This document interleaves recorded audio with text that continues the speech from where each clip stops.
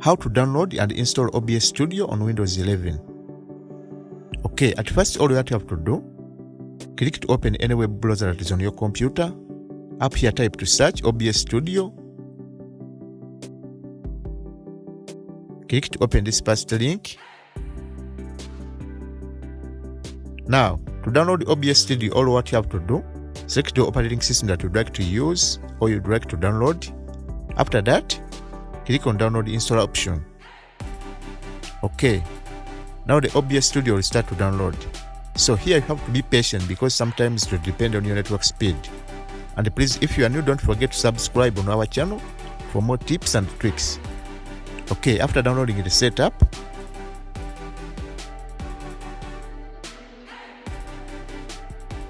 click to start the installation. Here click on yes to continue. Click on next, again next, then here click on install.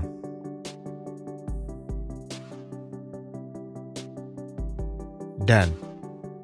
Now after the installation, click on the finish option. This will launch the OBS Studio and then start using it. So that's how you can download and install OBS Studio on Windows 11. If you found this video helpful, please don't forget to like, subscribe, and even leave a comment. See you next time.